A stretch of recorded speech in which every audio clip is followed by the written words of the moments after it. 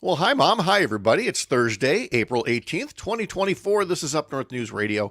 I'm Pat Kreitlow here in Chippewa Falls. Nice to have you along on this April 18th. The radio show will get started 6 minutes away, coming up at 6:06 across the Civic Media Radio Network.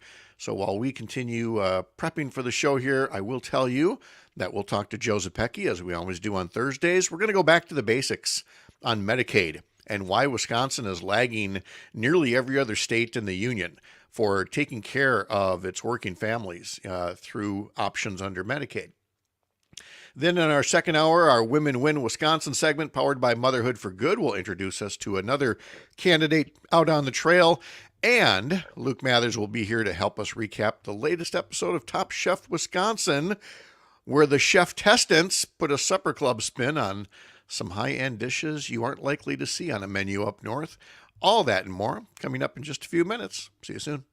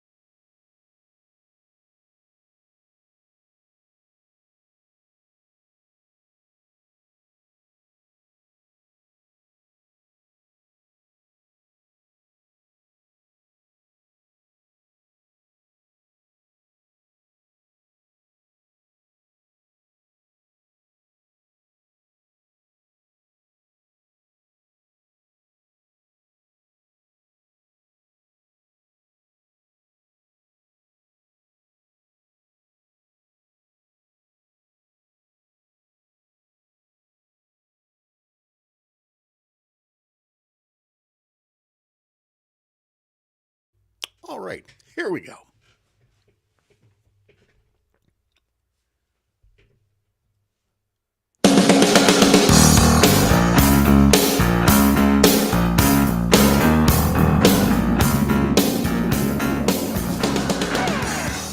All across Wisconsin from Civic Media, this is Up North News Radio.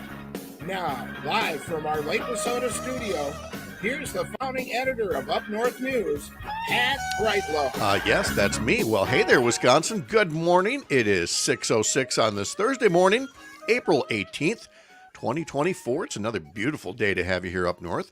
Live from Lake Wissota, from wherever you're listening across the Civic Media Radio Network. And if you're joining us instead over the Civic Media app, or watching us on social media, or joining us on demand as a podcast, we love having you here just the same. I got a question for you. Did you know Wisconsin is a 50-50 state politically, that we are very closely divided? Yeah, that's a rhetorical question. Who doesn't know that? But it was reaffirmed yet again by the latest Marquette poll yesterday that showed the presidential race here in Wisconsin is basically a 50-50 affair, 51-49, depending on whether you're talking to registered voters, likely voters, who's in your sample pool. So we'll touch a little bit on the latest Marquette poll during the morning. But again, nothing really surprising in there in terms of attitudes that Wisconsinites have about the issues. And as a result of us living in such a closely divided state, every vote matters. Your vote matters. It has more power than almost anywhere else in the country. So we're glad you tune in here, listen to what the candidates are saying, where they are on the issues.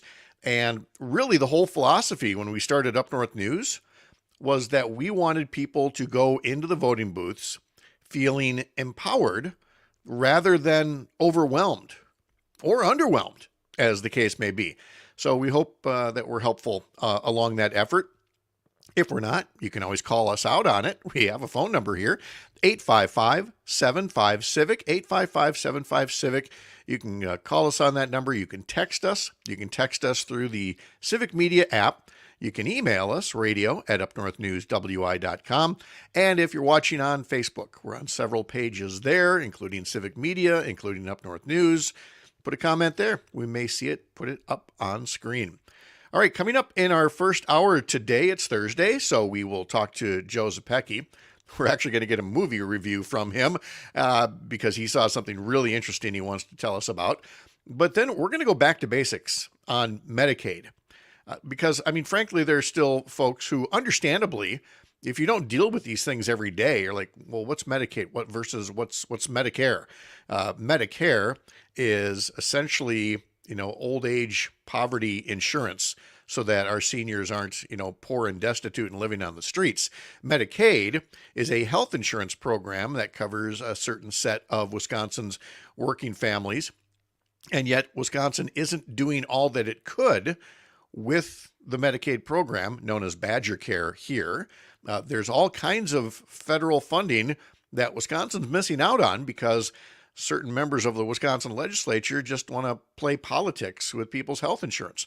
So Joe will talk to us about that coming up. And then in our second hour, we're going to have this week's edition of Women Win Wisconsin, powered by Motherhood for Good, where we're going to meet another candidate who just believes that, hey, one conversation at a time is one important way to make politics a little less divisive in our state. I mean, just think about the way you would talk to people if you just met them, at a supper club and a friend just introduced you to another friend and you got to talking and you wanted to say something about the issues. You would handle it, politely in a very civil manner. And I say all that on purpose about having a supper club vibe because that's also the theme from last night's edition of Top Chef Wisconsin, where the chef testants have to put a supper club spin on some high-end dishes you likely will not see on a menu up north. But still, another great episode showcasing the beauty around the Madison area where they were in this week's episode. And Luke Mathers will be on later to tell us all about that. Temperatures at 6 a.m. across Wisconsin, where you find Civic Media Network stations, go like this. It's 43 here on Lake Wissota. Hayward is at 37, Park Falls 38, Wausau 39. Green Bay reporting 46 degrees, La Crosse 47, Wisconsin Rapids 42, Oshkosh 44. It's 43 in Madison, and it's 43 in Waukesha, the sleepy little hamlet just outside Milwaukee, where we find the sleepy little producer of this fine radio program. That would be one Greg Bach. Mr. Bach, good morning. Good morning. Good morning. Good morning. Hi, Sleepy Bear. Hi. Hi. Hello, everybody. I'm just waking up. I'd like to say something here right now. Is it going to be because I use the word chef testant? Are you going to jump on that right away this morning? No, I'm actually gonna pay you a compliment. Oh, by all means, continue. Before the show started, Pat said that he decided to play hooky today and quote unquote didn't get a lot of work done. Now, before the show starts, 99.99999% of the show is ready to go. So when Pat says he played hooky, I came in about 99.9998% of the show was done. So I want you to know that's how much he cares. When he's playing hooky, he thinks he's slacking. Sir, you haven't seen slacking until you've seen this guy sitting on a couch. Well, bless your heart. So I know that Joe is going to be talking about a particular movie. And so I just up and said, I'm going to go see this. You know, Sherry was working. I knew she wouldn't be interested in the movie.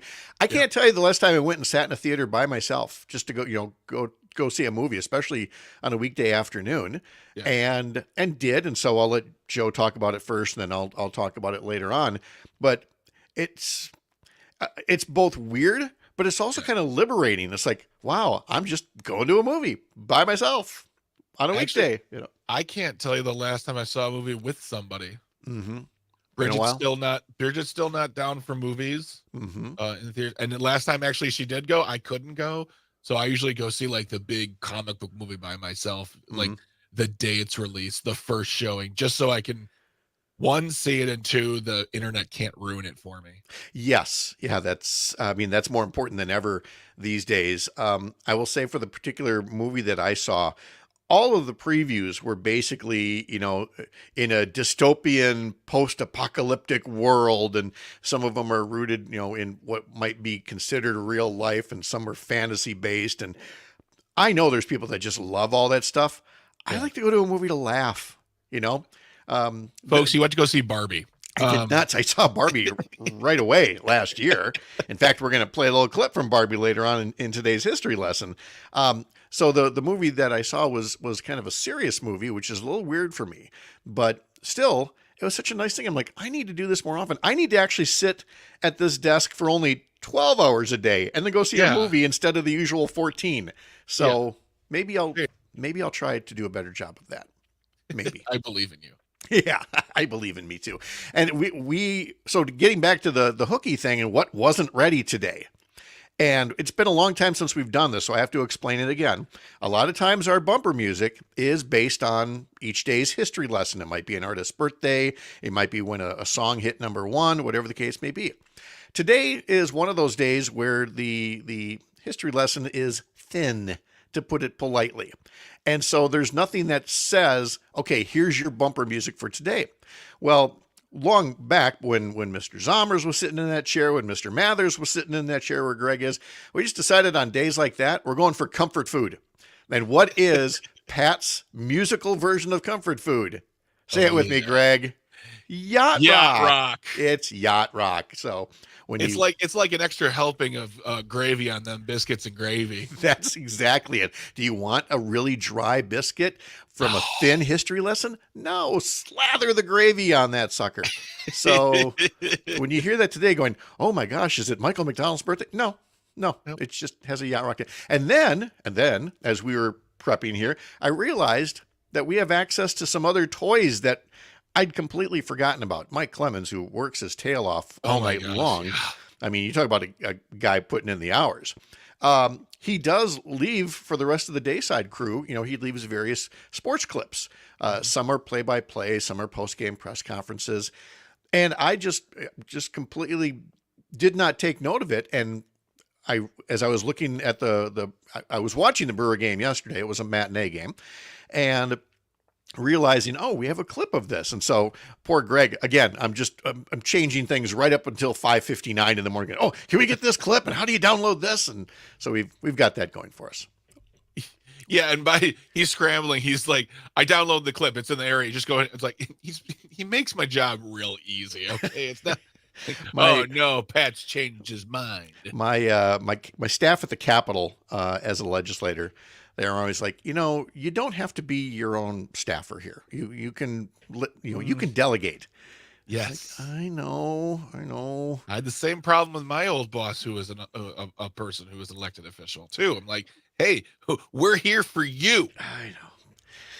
How do you solve a problem like a control freak? I don't know. But that does take us to 6:17, a good time to do sports. And so we actually have audio that we're going to play. But first, let me set it up by saying the Milwaukee Brewers were just 7 outs away from becoming the victim of a no-hitter by San Diego starting pitcher Michael King. But then in the 7th inning, the Brewers got their first hit and a stolen base, and then another hit. Bryce Terang had singled. He stole second. And then up to the plate, he said, setting up the clip, comes Blake Perkins. Ground ball left side. It's through base hit. Here comes Terang. Profire's throw to the plate. Not in time. Perkins to second. 1-0 Milwaukee. Wow, how about that? Blake Perkins, they bring the lefty in. That's his strong side, the right side. But the Padres' bats were even quieter than the Brewers, and so that 1-0 margin became the final score. It helped Milwaukee avoid a series sweep. Of course, audio thanks to the Brewers radio network.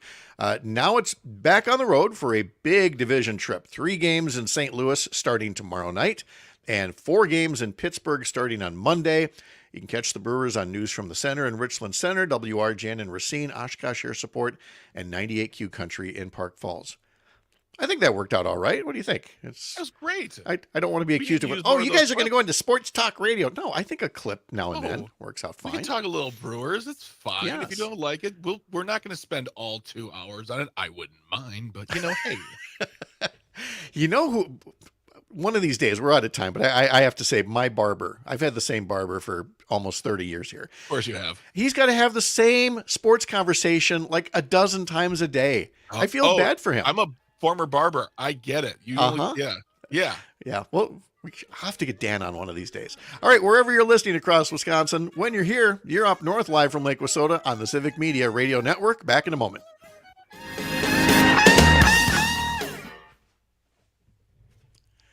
Dan the Barber Man.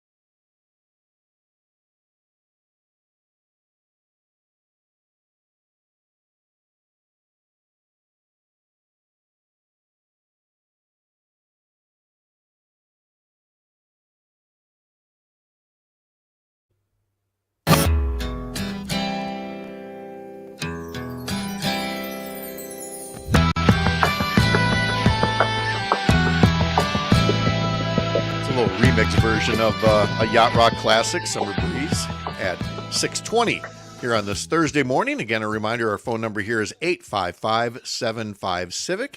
Call it, text it, use the Civic Media app. We'd love to have you along on the show.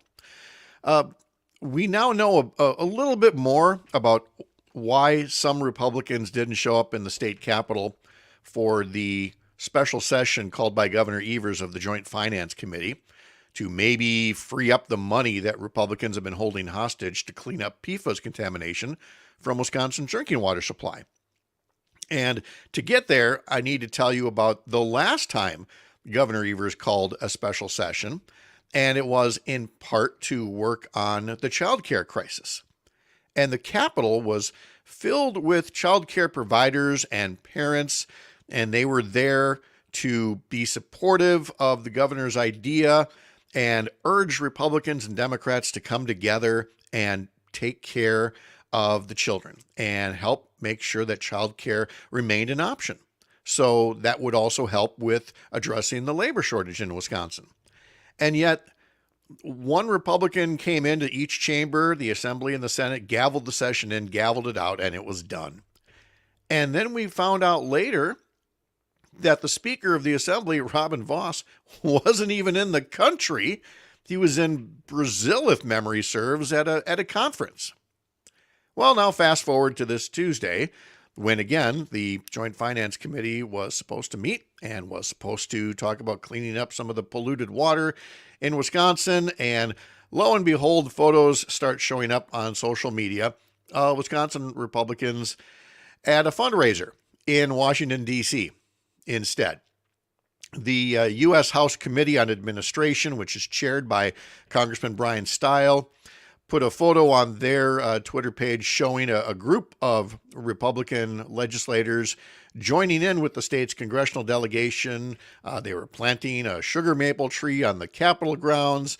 The people at the tree planting included Representative Mark Bourne of Beaver Dam, who's a co-chair of the Joint Finance Committee, along with Joan Ballwig, Representative Tony Kurtz, Representative Alex Dahlman, all members of the Joint Finance Committee. Also in attendance, Assembly Speaker Robin Vos. There was an invitation to the fundraiser that followed in D.C. that the Journal-Sentinel got a look at, listing prices ranging from $1,000 per person to attend, $2,500 to sponsor, $5,000 to be listed as a host. And the Journal-Sentinel notes it was being held about 850 miles away from the state capitol at the offices of a prominent D.C. lobbying firm. Now, this is not to say that legislators can't have fundraisers or, travel to Washington, D.C. or do other things other than legislating, but it may have been courteous to note when the governor called the special session last week would be to say, hey, we have a previous commitment. How about if we meet you on this day instead and we figure out how we can clean up this polluted water? Instead, the Republicans were just straight up no-shows. And now we know why. There is an unusual story out of Green Bay where, and again, in the sign of the times, the headline from Wisconsin Public Radio says, Green Bay City Council candidate won't concede despite a recount confirming the loss. This is an incumbent Green Bay City Council member, Stephen Campbell, who has said in a court filing he believes, quote, fraud had occurred in the race. The new alders were supposed to be sworn in at Tuesday's council meeting, but only 11 of the 12 council members were able to do so. It's not clear when the council could return to full strength. I assume that's because of the court filing that is keeping the actual winner of the election from taking office. And I think we understand why this is happening. We understand the chain of events that have led to that, where people can now just defy reality and say, I believe there was fraud, and so I will use the courts, I will use whatever tactic possible. It's something they learned not only from Donald Trump, but from Fred Prenn and legislative Republicans who kept Prenn on the Natural Resources Board for well over a year after the expiration of his term in order to block Tony Evers from putting his nominees on there. Again, all of these things go beyond political mischief. They go far beyond that. It's just downright anti-democracy to symbolically spit in the face of the voters and say, we're not going to recognize what you did. We are going to try to get or hold on to power by whatever means possible. We're going to avoid accountability by any means possible. If that means, delaying trials with endless motions and asking the Supreme Court to declare that presidents have total immunity, whatever it takes to say to the voters, we know better than you who should be running the government. That's what we see. We see things like the impeachment process being abused. We saw that on Capitol Hill yesterday, where the U.S. Senate received the articles of impeachment from the Republican-led House against Homeland Security Secretary Alejandro Mayorkas. In what was supposed to be the culmination of a real clown car effort to keep the political focus on all those brown people coming across our border rather than working on the policies that would help working families all across Wisconsin and around the country. When you can only stand for being anti-immigrant, you've got to ride that bull all the way. And they did by impeaching a cabinet secretary because they felt like it. They went to the Senate for a trial, and Democrats running the Senate quickly recognized that there had been no high crimes or misdemeanors committed and voted it down, and there was no trial. But then the Republican Senate leader, a guy by the name of Mitch McConnell, gets up and says that Democrats are ruining the traditions of the Senate by not holding a trial for Mayorkas. Really? Mitch McConnell is lecturing about ruining traditions in the Senate.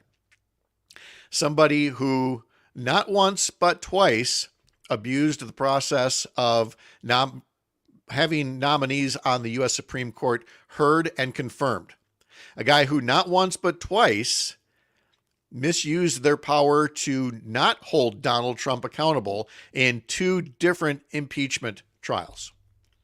Using impeachment for policy disagreements or for political firings was never normal until recently. We've seen it in the Congress, and we've seen it in the Wisconsin Legislature, where Republicans there have fired so many of Governor Evers' appointees. Again, not for any crime or misdemeanor, but have been abusing the process for political power. And now you've got Speaker of the House Mike Johnson trying to advance aid bills to Ukraine, Israel, Taiwan, and he's having the darndest time because, of course, he has a very thin majority, and people are expecting him to invoke the Hastert rule, named for a pedophile who once served as Republican Speaker of the House, that said you can't move anything unless a majority of the majority wants it. And Mike Johnson's going ahead anyway with these aid bills, though it might cost him his job, but not before Marjorie Taylor Greene introduced amendments dealing with, and I'm not kidding, space lasers and forcing members of Congress to fight in Ukraine. That's where we're at in Congress these days. Joe Zepecki is next. You're Up North.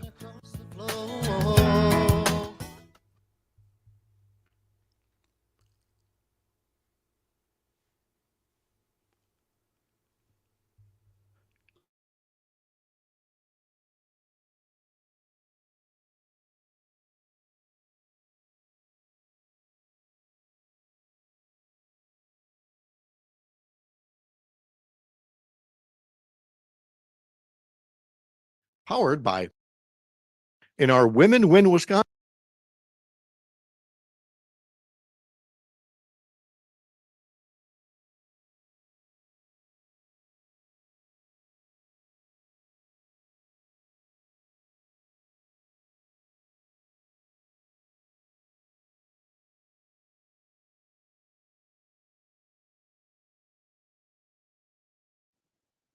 Thursday on Up North News Radio, a legislator from Iowa.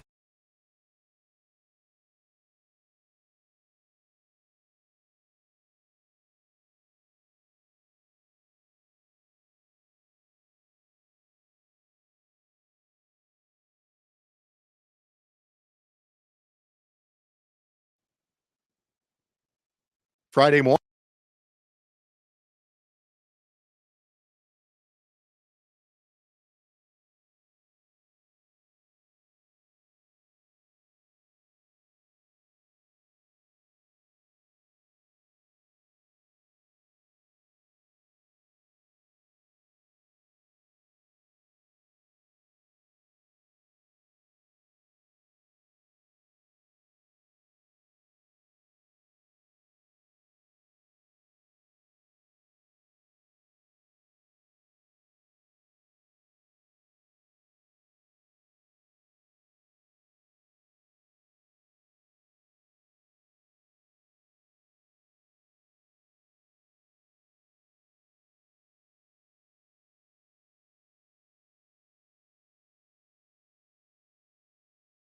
Pat Kreitlow. Friday morning on Up North News Radio, former U.S. Attorney Jim Santel helps us review the first week of Donald Trump's historic criminal trial.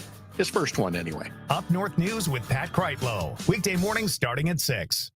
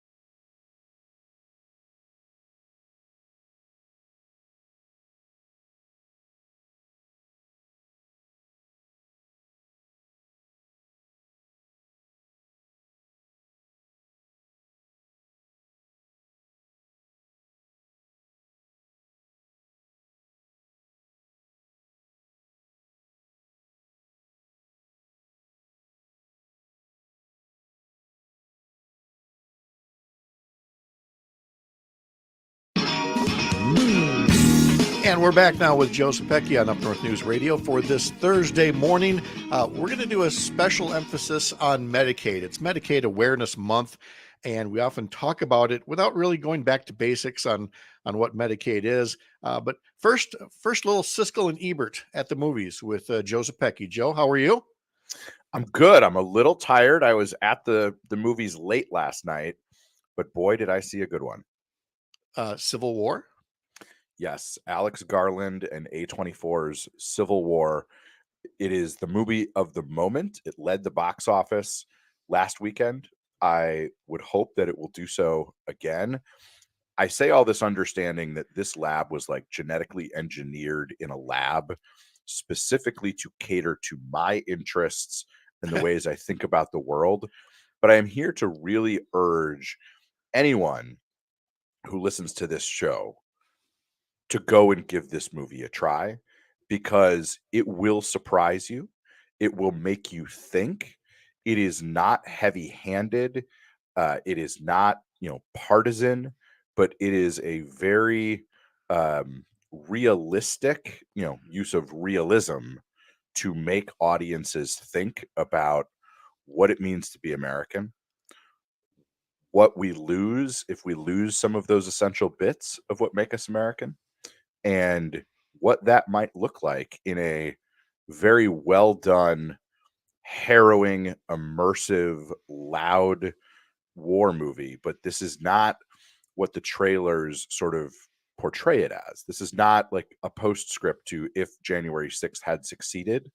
This is a journey through the American story through the lens of journalists in a way that I think is often profound while being subtle and will make you think. And that is ultimately the end goal of all art, I hope, or I think.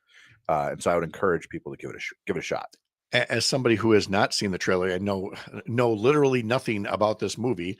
Your audio trailer that you've just provided has me intrigued. And there you go. And less than 2 hours. A lot of movies are so long these days. People are now like, I'm in. Couldn't possibly. Yeah, it's a quick hour and 45. Oh, what a relief to not get the looks as the middle-aged guy has to take a bathroom break in the middle of the movie. But we'll dwell on that some other time. Back to Medicaid Awareness Month, the 7th annual, because it is such an important component of keeping healthcare affordable in a country that has such a unique system for how we fund healthcare, meaning the goofiest compared to other developed countries out there.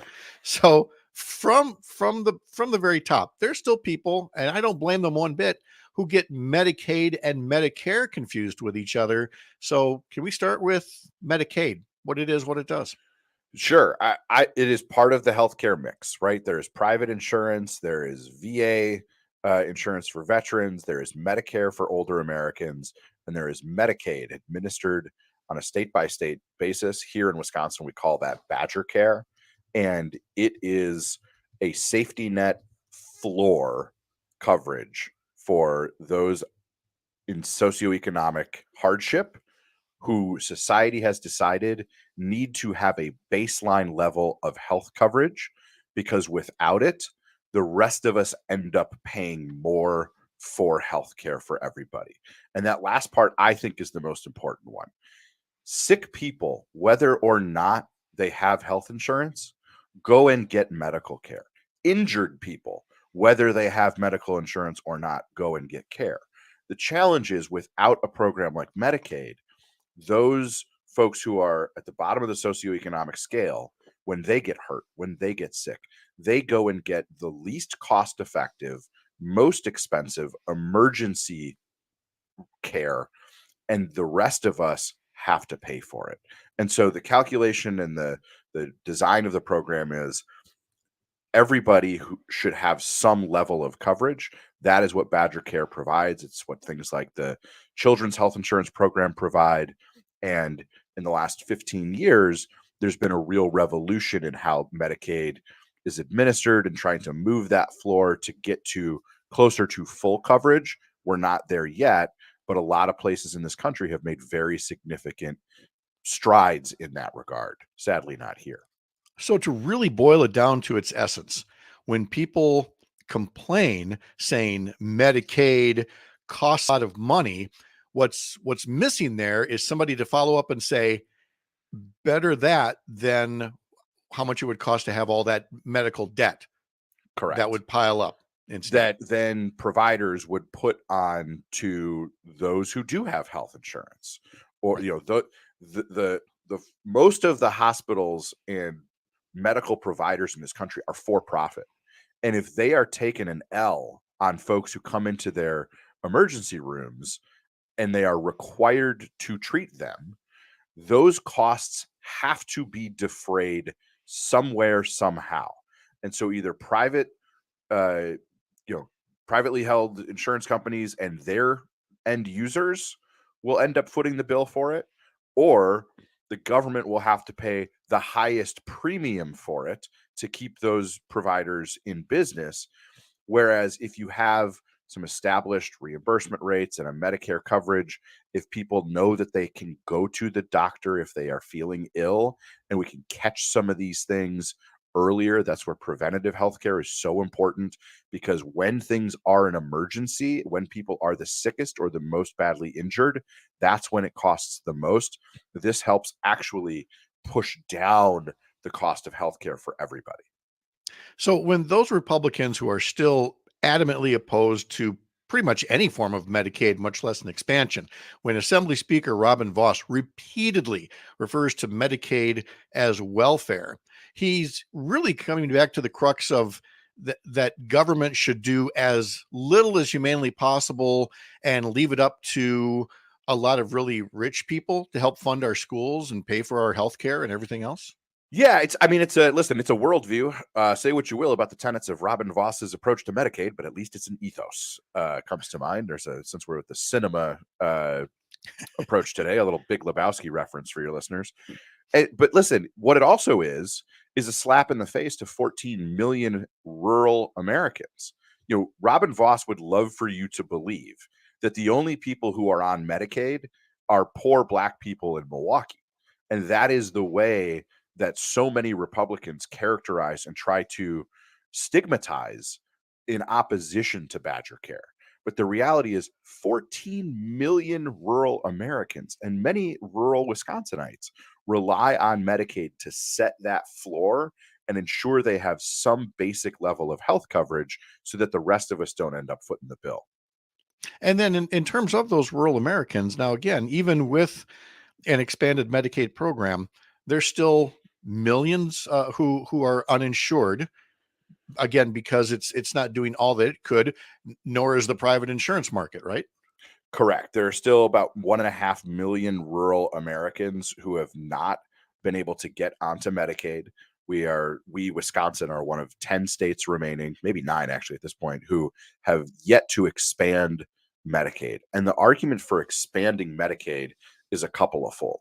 First and foremost, the state would be able to cover more people while at the same time spending fewer state tax dollars. And that sounds like an impossibility, but that's where the federal support comes in.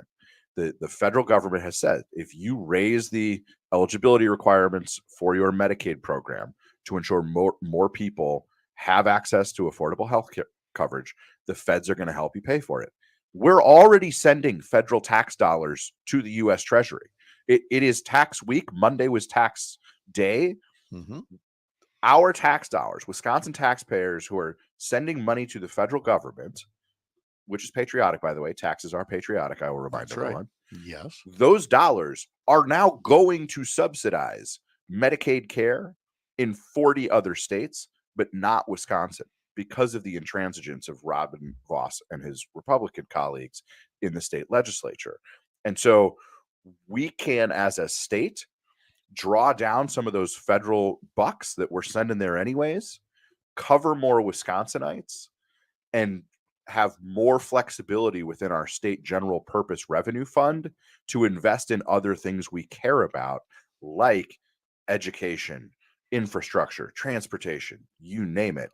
And what the ultimate impact of Medicaid is that right now there are folks who know that if they go beyond those pretty low income thresholds, if they take an extra shift, if they work full-time instead of part-time, the hit that they would take on having to buy private insurance is so scary that they're willing to just say, like, you know what, I know the people talk about a workforce shortage and maybe the economy needs more workers, but I can't afford to go beyond the Medicaid eligibility requirements.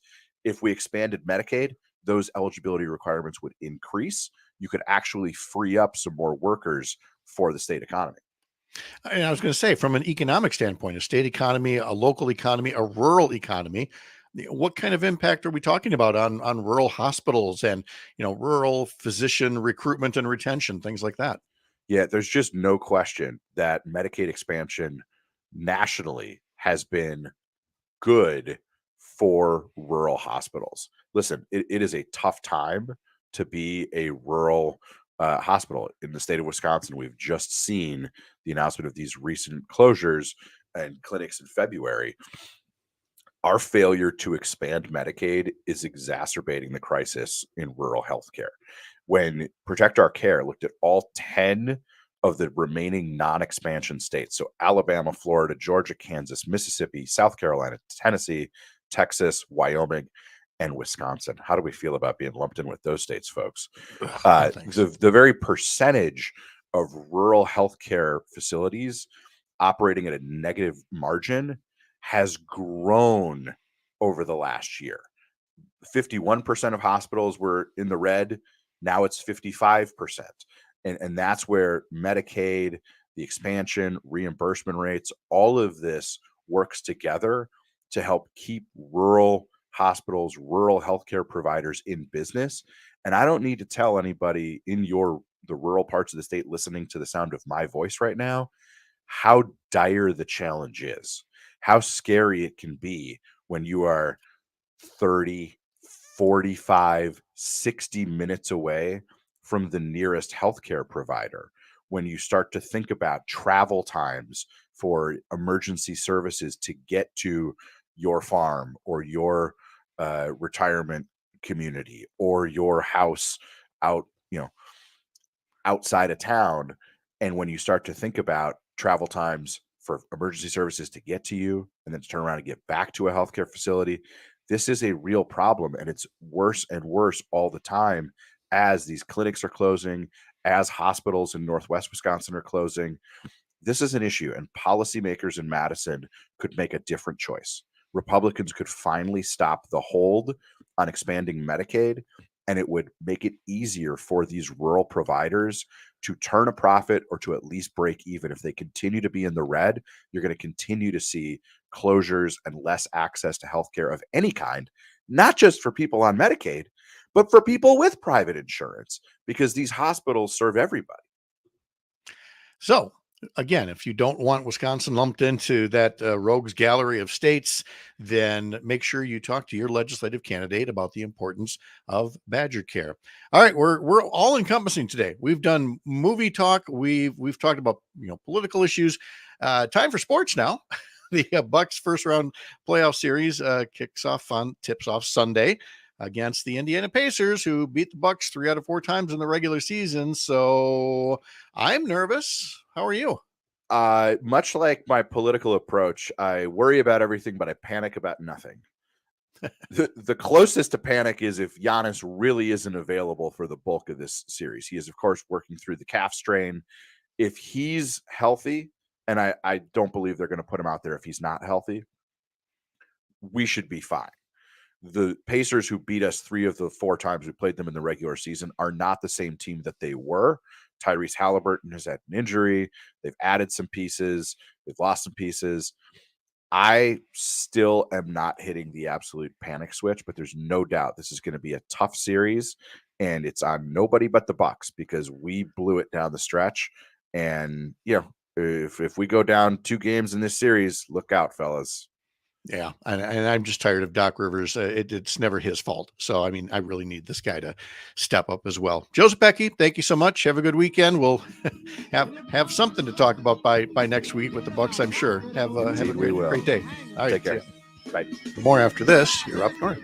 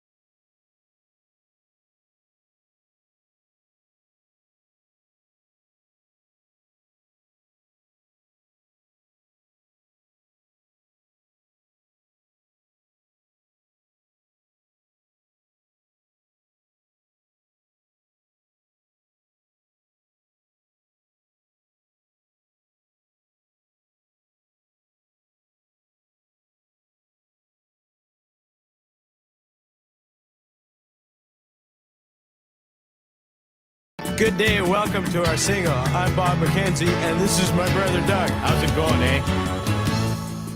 Welcome to today's history lesson. Here's Bob and Doug. Okay, everyone. This record was my idea. Get out. It was. You're lying. Hosehead here just sort of rid on my coattails. Why are you doing this? It was our idea together. Eh? Yeah. Actor Rick Moranis has a birthday today. 71 years old.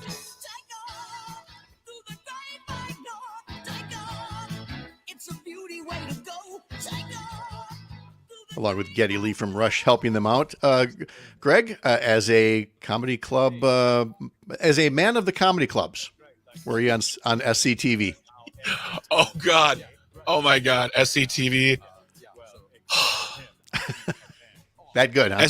SCTV for me has first of all, when you put Bob and Doug McKenzie along with one of the greatest lead singers ever, come on, man. Come on. SCTV in my heart holds such a deep place because it was, I watched it when it was on reruns, and I don't even remember when it played, but I would catch it and I would see these sketches that, SNL had some fun and weird sketches. SCTV sketches were weird. So much more imaginative. Yeah. And for folks, we should have gone back to basics. SCTV is Second City TV, born of the Second City comedy troupe in Chicago, right? Chicago, Toronto. Toronto. Mainly those two places, but there's some other locations. But yeah, it was born, the SCTV is born out of Canada. Mm-hmm. And it was made on if I'm not mistaken, I feel like they said they had like a $5,000 budget for every episode, and it would come out once a month. And it was really, the history of SCTV is so beautiful and rich. And there isn't a single person who came from that show who didn't end up, in my opinion, becoming a comedy legend. Right. You've got Catherine O'Hara. You've got Eugene Levy. Oh God, you can just go on and Rick Moranis, John Candy, Dave Thomas, Robin Duke, Tony. I can't remember his last name right now. Here I say he's a comedy legend. I can't remember his last name. That's nothing against him. That's us. Joe Flaherty, who just lost. Who passed away. Yes. Harold Ramis was even on the show for a moment. Yeah. I mean, you want to see some amazing, and the great thing too, it was born out of a world, so it wasn't like disparate sketches. It was a universe. It was a network. They were spoofing them a network, and all the different shows that would be on the network, like that one for the Great White North. Let's see. Comedian ventriloquist Jeff Dunham is 62 today. Conan O'Brien, quite the comedy day, 61 years old today. Kourtney Kardashian, not a comedian, is 45 today. But funny in her own right. But funny. Yeah, there's definitely some of us who enjoy a good laugh now and then. The number one song on this day in 1987, Aretha Franklin and George Michael. When the river was deep, I didn't falter. When the mountain was high, I still believed. When the valley was low. For Aretha Franklin, this was her first number one song since Respect in 1967. So a 20-year period, the longest period of time at that point between number one hits. But at that point, she was starting to embrace, pop music, not just R&B.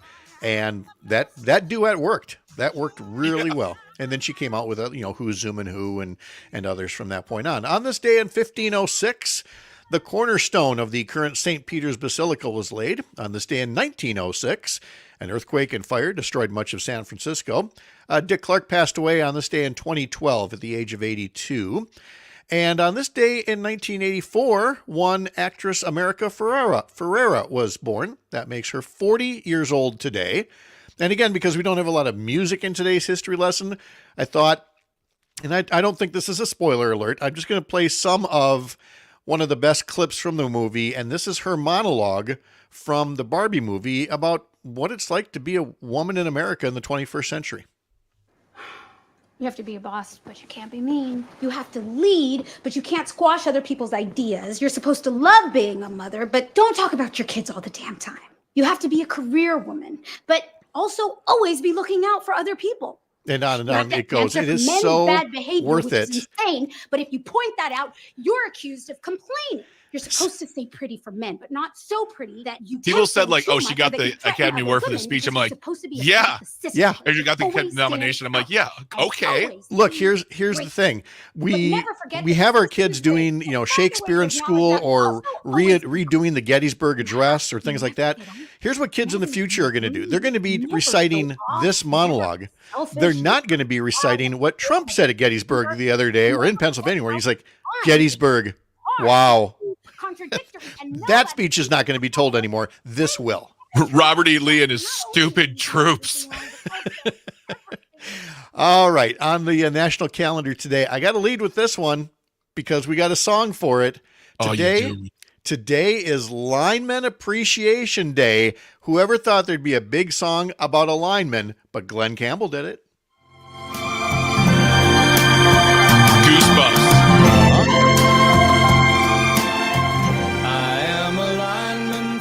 County. I know, I can't sing. This is one of those weird times when when we both realized we gelled on something, he's like, I love this song so much. And I'm chatting back, me too. Yeah. I was telling, and Pat said, why is this song so good? I'm like, because it's a song about a mundane job, and then kaboom, love song. Love song, yeah. And the strings, I got goosebumps, Pat. I have goosebumps. Oh, and the solo on the bass, in the middle of the song, or maybe not some bass, but whatever it is. Oh, Jimmy Webb wrote this and so many other classics, and it just, still gives me goosebumps when I hear it. And if I had any kind of a younger singing voice, I would try, trying to hit these higher notes would be fun to try. At my age, it's now life-threatening, so I don't. I need a small vacation. But it don't look like rain. But don't look like rain. That's the real. Oh, God. If it snows, that stretch down south won't ever stand the strain. The man knows what he's talking about. He's a lineman for the county. Folks, hour 2 is going to be devoted entirely to Wichita linemen. That's what we're talking about. Entirely about hour 2. Back to the calendar for today. This is National Teen Literature Day, National Adult Autism Awareness Day, International Jugglers Day. It's National Piñata Day. It is Auctioneers Day, and it is World Amateur Radio Operators Day. So if you fit in one of those categories. Pat, I just wanted really quick. It was Tony Rosado, and I forgot Andrea Martin and Martin Short. Martin Short, of course.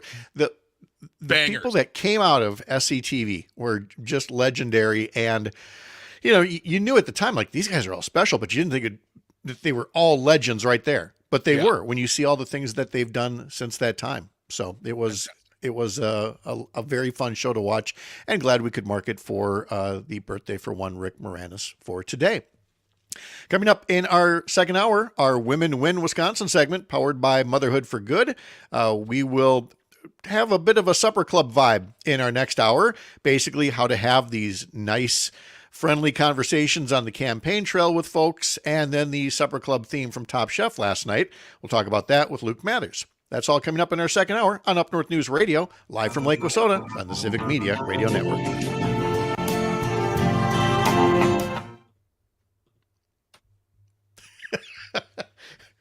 Boy, did we have a man crush going over here.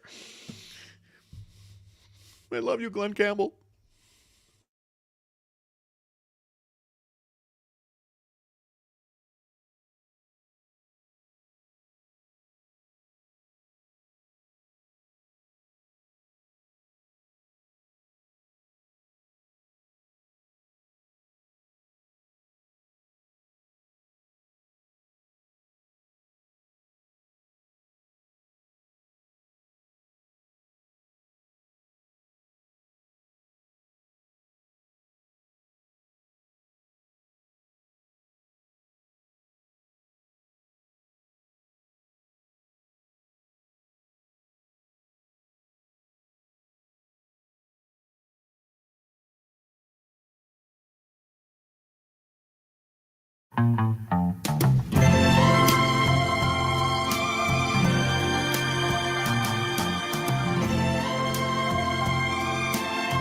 I am a lineman for the county, and I drive the main road, searching in the sun for another overload. I hear you singing in the wire, I can hear you through the whine,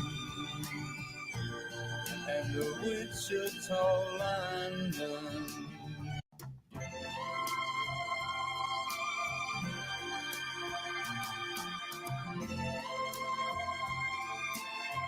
I am a lineman for the county, and I drive the main road, searching in the sun for another overload. I hear you singing in the wire, I can hear you through the whine, and the Wichita lineman is still on the line.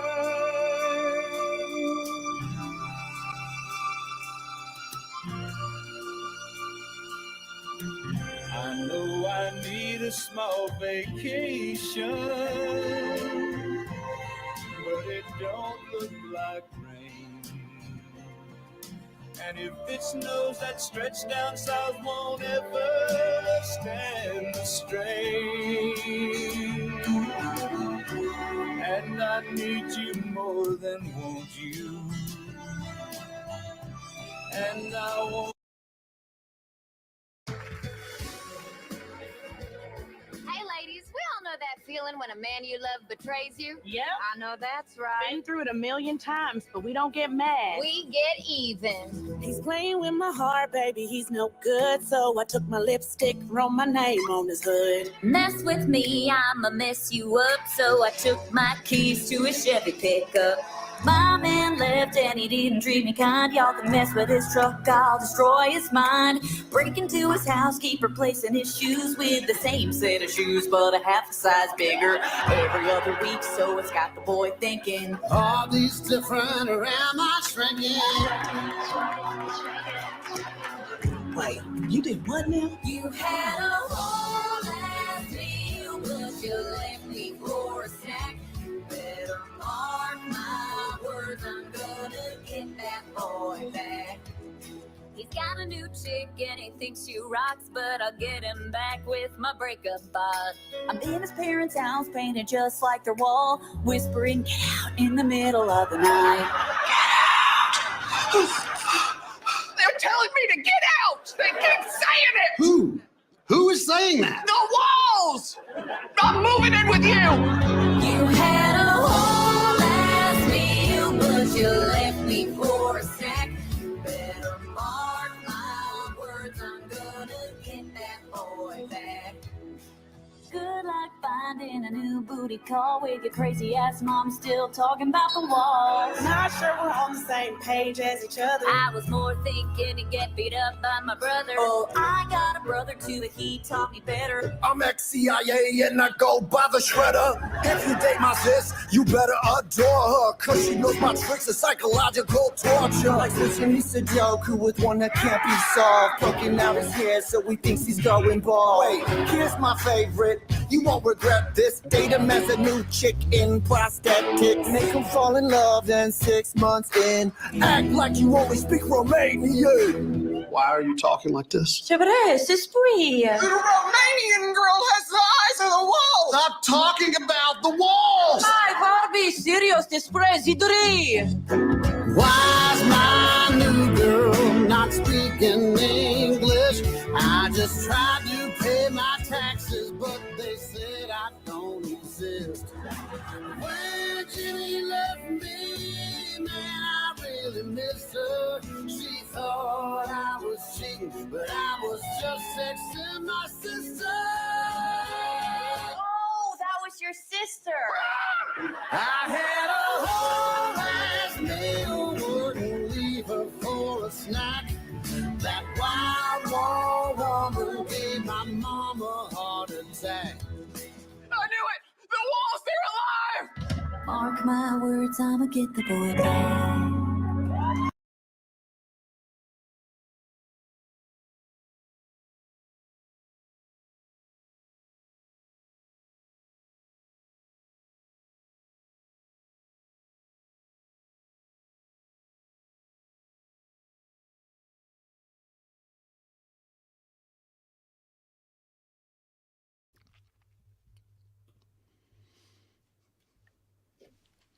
Good morning, Ms. Merlot.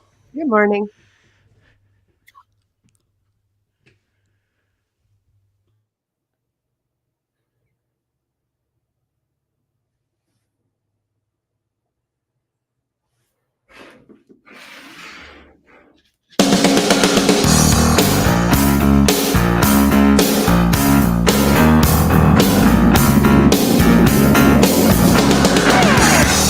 All across Wisconsin from Civic Media, this is Up North News Radio.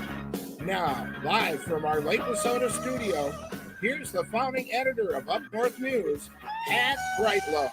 With another busy, fun, informative hour ahead on this Thursday morning, April 18th. Nice to have you along.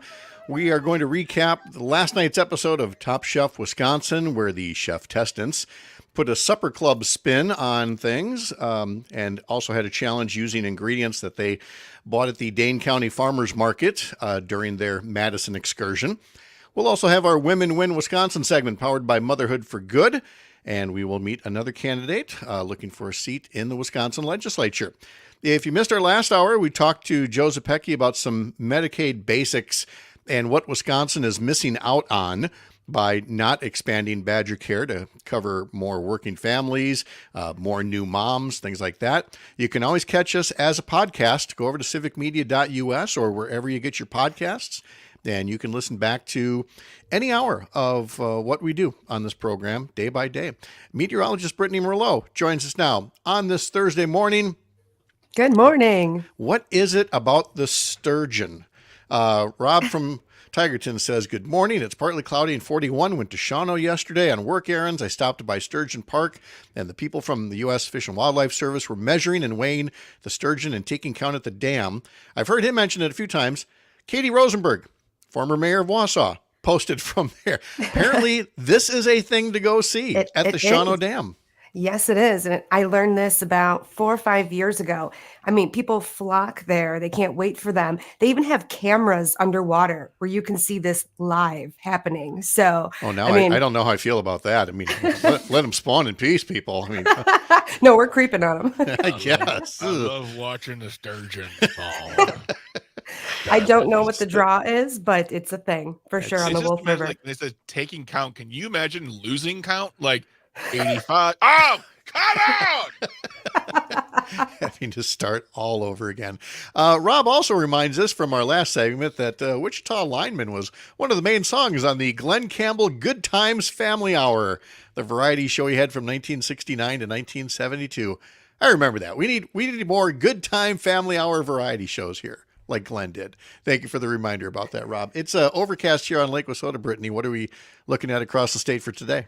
Oh, we're looking at those cloudy skies staying here with us, unfortunately, and actually some light rain moving into the state right now. La Crosse, Toma, Richland Center, you're starting to see that throughout the morning hours. This is going to spread throughout the southern half of the state and even in towards portions of Wausau area and in towards Green Bay too. I do think Eau Claire, maybe Superior might miss out on some of these showers, but it will be a cloudy day. Winds are breezy up to about 25 miles per hour this afternoon. And we're actually going to see temperatures only rising to highs in the upper 40s to maybe we'll squeak out some mid 50s. But the mid 50s are going to be further north in the state where you're going to see less rain. So we're going to be stuck in these cooler temperatures. And in fact, if you have done any gardening, I hope not just yet, but if you have plants outside, we are going to see a frost possible tonight. And by tomorrow night, a freeze. So those colder temperatures dropping below freezing through the overnights. But a cooler weekend ahead, but a sunny one. This is our last wet day we have to deal with. Now, I know that, a meteorologist does not equate to horticulturalist, but I'm sure every year about this time you get can I start planting this yet or that yet? And, here's always my answer till Memorial Day. No. Wait. Yep. Just, you're never going to go wrong by waiting a little bit longer because, again, people thought we were all done with the freezes. Maybe not so much. Not so much. All right. Are you a Chris Stapleton fan by chance? I love Chris Stapleton, yes. Did you catch him on Saturday Night Live? I was just going to mention that. I did not. I was about to say, Greg was just playing in the background during the break. He was playing. Oh, you can hear that? I'm sorry. Yes. No, that's fine. I thought you can't he hear thought we had that. this psychic connection all of a sudden. He just had the wrong knob turned. But yeah, I didn't give any credit this week to say Chris Stapleton took part in a skit, one of the filmed skits. He was really good in there. He really played along with the bit. I thought it was great. So he can act. He has a beautiful voice. My goodness. Yeah. I would love to. I'd love to sing and do that kind of stuff, but I just look too much like him at this point. And people would be like, "Get your own look, bro." Oh no. That's all over the Chris Cruzy, from up in Barron area. He was big on, was it The Voice, I think? No, there's always room for one more in country singing. You got this, Greg. You got the look. Thank you. You got Appreciate this. y'all. Thank you, Brittany. Have a great day. You too. All right. Coming up yet, we're going to talk about our Women Win Wisconsin segment coming up at the bottom of the hour here. In a state that continues to be closely divided, which is, again, not the world's biggest surprise, but the latest Marquette poll came out yesterday and again showed, the extent to which we have these divisions of whether you're talking about former President Trump or President Biden.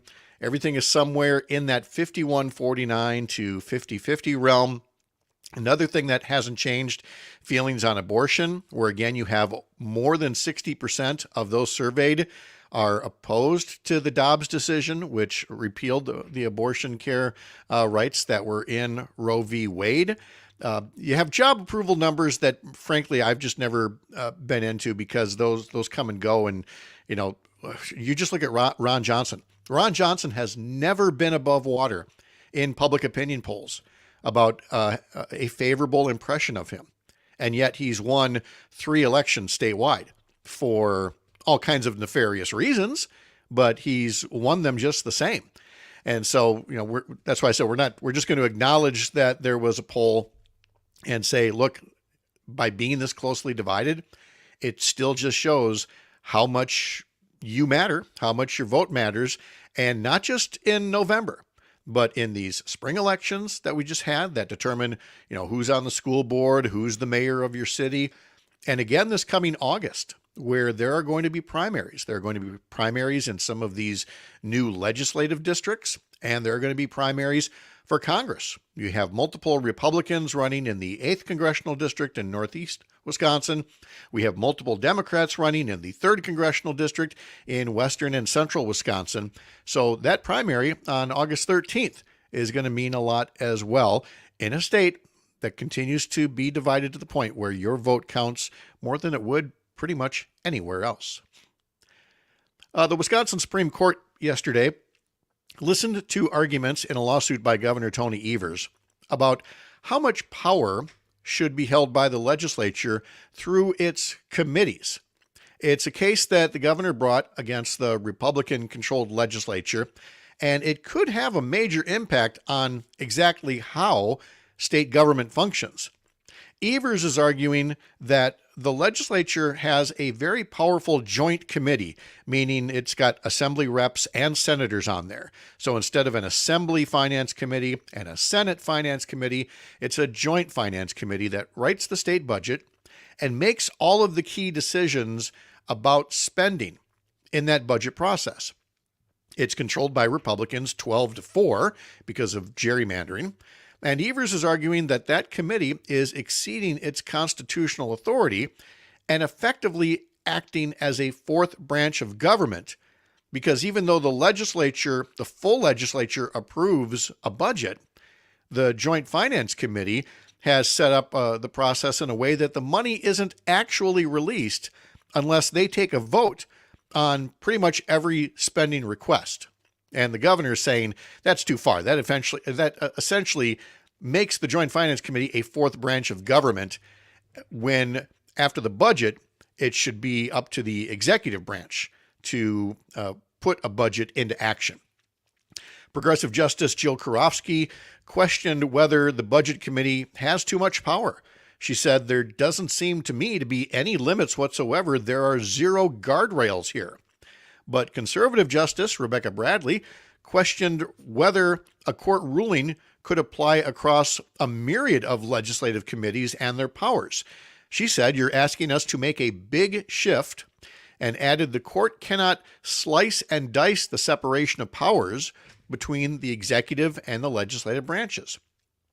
Well, I get that sounds like a daunting task, but it also clearly seems to me that this is exactly what has to happen, that a Supreme Court has to step in and determine where separation of powers ends between the legislative and the executive branch. And there's a reason why.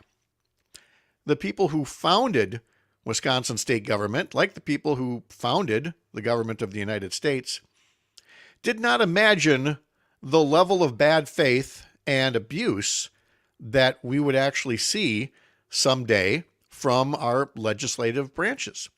You see it, of course, in gerrymandering, which is the rigging of maps so that politicians choose their voters rather than voters choosing their politicians.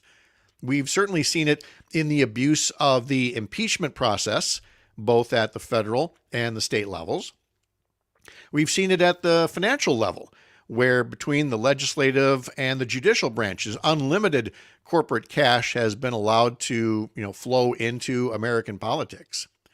And so it seems clear that to the extent that any Supreme Court can, it needs to look very carefully at whether a committee of the legislative branch is going too far, is in fact abusing its power. And it certainly seems here that once a legislature approves a budget, that's the extent of it. A legislature does have oversight. There are oversight committees, but an oversight committee is not there to micromanage and to rubber stamp every dollar of spending that's requested. All you're doing now is you're cheapening the value of your oversight committees, much like Republicans in Congress are doing with their oversight committee, the one that keeps looking for reasons to impeach President Biden and did impeach Homeland Security Secretary Alejandro Mayorkas, which yesterday the Democratic-led U.S. Senate said, get out of here with that. There was no high crime or misdemeanor, and voted it down. Mitch McConnell said, oh, you're ruining the traditions, said the guy who held up or sped up Supreme Court nominations to suit his political will. So with this much bad faith, with this much abuse happening in power, if one faction is not going to police itself, then perhaps we do need to have these court debates to figure out a way to make government run more smoothly. The latest edition of the Vibes Only podcast is out. You can catch that over at couriernewsroom.com. Brian Derrick and Glennis Mahar talk about the first week of the Trump trial, and then they'll visit with our friend Cam Stevenson from the Copper Courier in Arizona about that state Supreme Court decision that brought back an abortion ban from 1864. That's the Vibes Only podcast from Courier Newsroom. Wherever you're listening across Wisconsin, when you're here, you're up north. Back in a bit.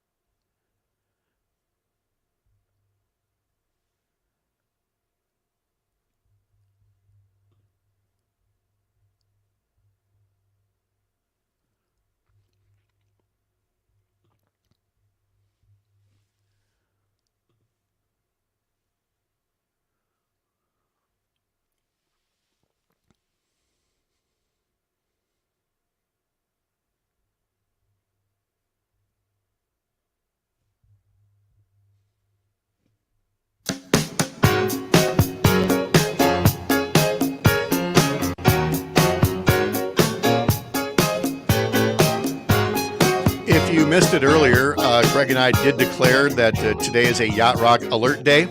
Some TV stations have like a weather alert day. We have a Yacht Rock Alert Day. Just days when there's just not that much in the daily history lesson that lend itself to bumper music. So we go for the comfort food that is Yacht Rock. I'm going to find a boat, a yacht horn. It's our morning. Today is a Yacht Rock Alert Day. We just needed that. We were talking in the last segment about Second City Television, SCTV, and somebody on the text line sent some of their favorite skits. There was the Battle of the PBS Stars. They write, "Who can forget the wrestling match between Julie Childs and Fred Rogers?" I don't think I'd seen that one. And it's ridiculous. And then there was the 3D House of Beef, and Joe Flaherty had the Scary Movie one. Oh yeah, yes. The Count. The one that keeps popping up on my feeds are when Rick Moranis, Eugene Levy, and John Candy play like schoolboys in a band called the Recess Monkeys, and I pulled it up. It sounds like every battle of the band you ever went to in high school. Oh my gosh! But wait for it. This is the best part. Here goes. Gone, gone, gone, she been gone so long, she been gone, gone, gone so long. Gone, gone, gone, she been gone so long, she been gone, gone, gone so long. Gone, gone, gone, she been gone so long. Gone so long. I mean, it's a solid band, but they're just ridiculously terrible singers. It's wonderful. I love it. Yeah, God bless them. That was fun, and we appreciate getting the reminders about some of these shows that we've missed. And the same goes with Yacht Rock. We're going to keep playing the same olds, but there's such a long list. Well, no, I take that back. It's a defined list because there were only so many songs that were recorded in the late 70s, early 80s. But I love going to it because it's called Yacht or Nyat. And you've got to, look at these songs and say, do they qualify as yacht rock? Which is very subjective. For me, if it's a yacht rock song, there's something in it seriously, like when you hear the first note of this, you just go, oh yeah. Oh yeah. And you know that every trouble you have in the day is like gone for 3 minutes. It's so true. So there you got our comfort food, and I know already. I can just see the email or text coming in. That's it. That's the last straw. I'm out of here. To which you say, I'm sorry, we'll miss you. That's how weak your camel's back is, my friends. Yacht rock. Okay. That's what's going to do it. All right. We're sorry. As we were unpacking the news in our last hour, I made mention of how in Congress right now, there is going to be a vote on the aid packages for Ukraine, for Israel, for Taiwan. These are all things that should have happened last October when they first came up. But 6 months later, the infighting among House Republicans continues to the point where Mike Johnson, who could not barely even dream of being speaker 6 months ago, is now in danger of losing his job for actually wanting to help one of our allies and, thwart continued Russian aggression in Europe. And it reminded me with Mike Johnson bringing this up and knowing that he's going to need Democratic votes to get this done. And by the way, pretty much anything that has happened since Republicans took control of the House has needed Democrats to get something done. Even though Democrats had an equally thin majority during the previous 2 years when they were in power. But it reminds me of something called the Hastert Rule, named for Denny Hastert, a past Republican Speaker of the House, who later it was learned was a raging pedophile and has been and had been in prison for quite some time. But he had this rule, and it was used before with Newt Gingrich and others, but it was named for him, that said nothing would come to the floor of the House for a vote unless a majority of the majority party was for it. Now think about that for a second, because it actually renders moot or useless or impotent, everybody in the minority. It says their votes don't matter. A theme I mentioned from the last segment, the disregard for the votes of others. Now, I'm not saying that the U.S. House of Representatives has to be on the same footing as, your student council in middle school, where everything is a debate club and everybody gets a vote and that there are no parties and there are no factions. No, but there are times when leaders have to lead. And sometimes that means leading not by party affiliation, but by having the most people in your particular chamber, the House, the Senate, student council, whatever the case, and lead that way.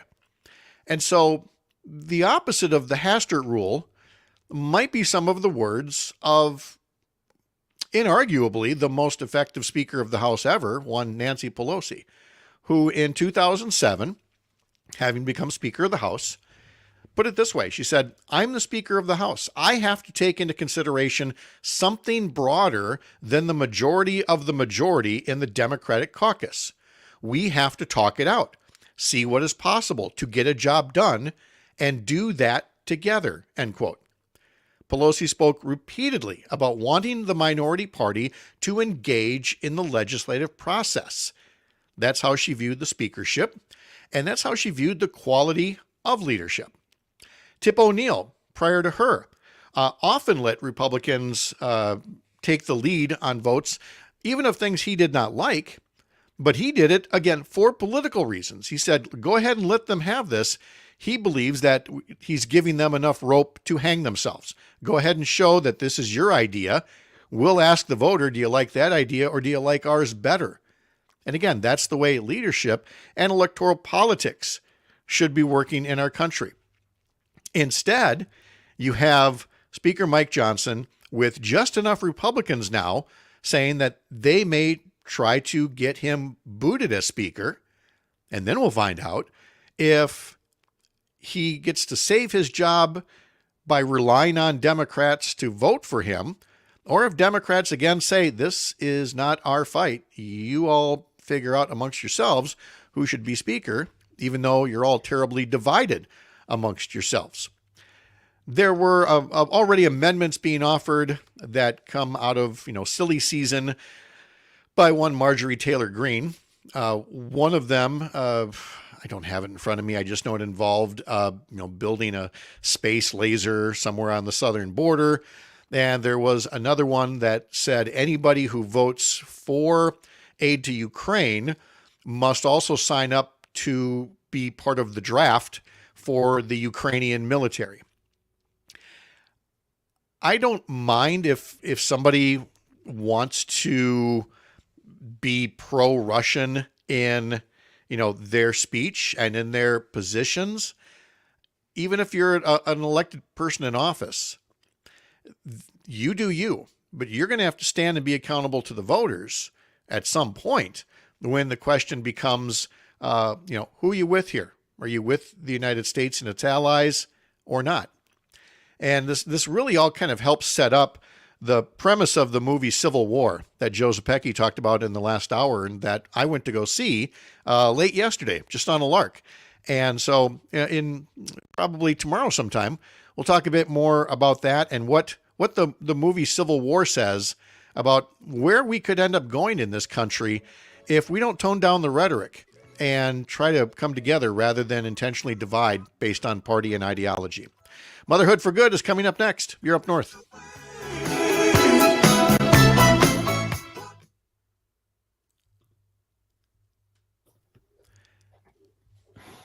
Hey, Danielle. All right, Pat. Did you get the code off the email I just sent? Yes. Okay, good. So everybody got that. All They right. should have, yes. Okay. I thought I had sent that, but clearly I didn't. I thought you had too. And then when I looked at my email, I was like, oh, this was last week's. So otherwise we would have flagged sooner. But yeah, I thought it had Okay. already come through. So I'm sorry. no worries at all. Oh, wait. I know where I put it. I put it in the document. Oh, that would make That's sense. yeah. I did not check there. I'm like, I know I put it someplace. Okay, that makes sense. All right. Go Because ahead. that was how I would handle it for Kristen, is she would set up the Sure. document And that then makes the most sense. Okay. All right. So how have you been? good. It's been busy. Kate had her baby on Monday. Oh, Very good. exciting. Actually, Tuesday. She went in on Monday. She was born like Tuesday morning. So Aw. yeah, all is well. Baby girl. They headed home yesterday. So very exciting. Nicole. Hello, good morning. Good to see you. Hello. Yay. And there's Miss Emily. Hey, Good Emily. morning. Hello. Thanks for having me, y'all. Oh, of course. No worries. It's like the sweet spot in my morning where the children are ready for school, so they're watching a little TV show. So it's Mhm. nice. That's the goal, Emily. For me, That's- we're about 15 minutes behind, but that's where we should be. So, yeah. Well, that's how I timed out Selena's segment on Mondays. Is we timed it out for where's Emery ready for school, but it's not quite time to leave yet. I'm like, okay, that's your spot every week. So some many going and just hope for the best. Yep. Yeah. Mm-hmm. You just roll the dice. Exactly. Oh gosh, that's so fun. I appreciate y'all taking the time to talk with me again. It's nice to be back. We appreciate you staying in touch. Love seeing the TikToks when they come up. I love the ones you did that you're starting with the education of stuff. That's so great. I learned just from the ones I watched yesterday. I was like, oh, I always wondered about that, like the signature and whatnot. So keep doing that. That's super. I'm going to, because it's really like just talking to people, you're getting like, there's so many good questions and it's just folks just don't know. And I think if we know how this is supposed to work a little better, it helps everybody. So. Absolutely. It really is a matter of finding the time. Yep. I'm supposed to be doing many more of these. And oh my gosh, they're so great, Pat. What you have done. Oh, they're We so love good. them. Love We them. fangirl every time you do them. Like, We send it to the group chat. now I'm going to do one today. See. And apparently I'm powered more by carrots than sticks. So. Yes. You got to give the people what they want, Pat. Yes, exactly. Yes, so. Holy cow. Let's see. Emily, I didn't look back at the document either. So that just I was saying the code was actually on the document. I know. I just realized that. Sorry. And then I asked you to fill in the document with your info, and you did. There it is. Okay. So let's see. We got about 90 seconds till we're back. So I'm going to bring up the commercial slide, and I'm going to mute my mic here and type furiously and get those graphics on screen. I'll be right back. Great.